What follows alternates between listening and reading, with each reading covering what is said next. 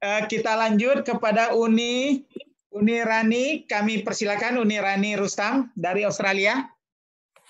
Feel free to speak in any languages. Assalamualaikum warahmatullahi wabarakatuh. Waalaikumsalam warahmatullahi wabarakatuh, Uni Ranny. Thank you, Professor Lee and Mr. Burmalis and Tarek for this incredible invitation and opportunity to represent the perspective of the Minang youth in Australia. And please excuse me for speaking in English today. What does life look like? I think I'm going to be talking from a bit of a different angle here after everybody else. But what does life look like for a Minang millennial in Australia? For the most part, probably quite similar to any other millennial. We are plugged into social media. We've grown up in a highly technological and digital world. Living in a multicultural society here has created a unique richness and diversity in Australian life. And Minang youth in Australia, we don't all go to Islamic schools in Australia. So we, from a very early age, we develop friends and community with people from very different cultures and backgrounds.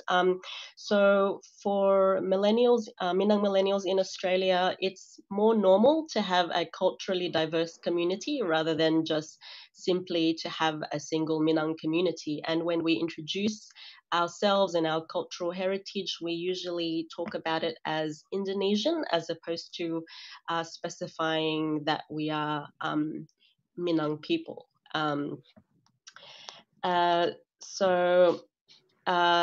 The Minang youth here, we're actually increasingly also marrying outside of the Minang and Indonesian communities.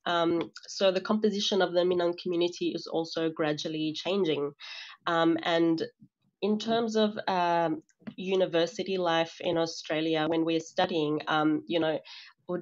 Jerry said before about how his professors in MIT were asking him about the Indonesian perspective because he's Indonesian. I think we get asked the same by our professors. They assume that we know everything there is to know about Indonesia and that we can represent those perspectives. But actually, we have more of an understanding and probably more of an experience to speak on the Australian perspective as opposed to an Indonesian perspective. And this is something that, the expectations of Australians around us about our connection to Indonesia is quite different to our personal experience of being Indonesian in Australia. In terms of the preparations for the Minang millennials in the new normal, I don't want to speculate too much on this because we haven't seen the full impacts of the COVID period just yet, and it still might be years from now that we understand everything that will happen. But I think what has become clear during this COVID period for millennials is that having interdisciplinary and multidisciplinary skills and knowledge is really important.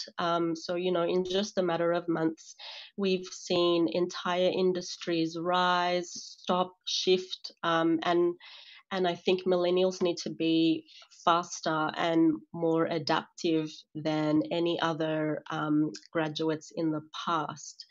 In terms of the contributions of the millennial youth in Australia to the Minang region and also globally.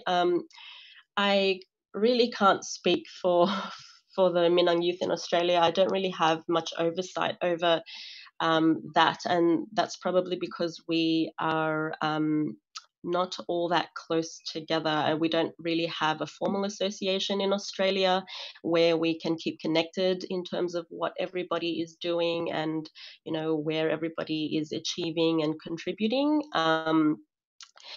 But I know that we are keen to find ways to contribute back to the country. And I think this becomes a realization as we get older as well. I think it's quite difficult for Australian youth to actually want to contribute because we don't have Indonesian citizenship. We have Australian citizenship, so it makes it very difficult to relocate because everything changes for us in terms of the income that we receive in Indonesia, the standard of living, the quality of life, and the expenses, and all the financial obligations that we have in Australia. It really makes it quite difficult for us to want to move and to contribute back to the Minang region and to Indonesia generally.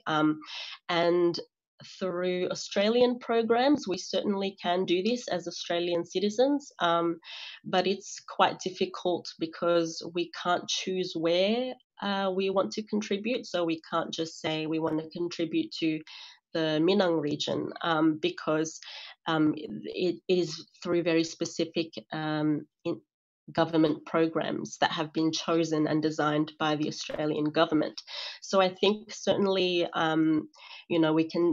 we want to contribute and we want to connect a lot closer with the Minang millennials around the world to lift each other up in our successes and also to trade in our knowledge and our experiences and to share with each other. But I think, we need probably a lot more closer collaboration and a lot more involvement with the Minang region in Indonesia. Assalamualaikum warahmatullahi wabarakatuh. Waalaikumsalam, Ranny.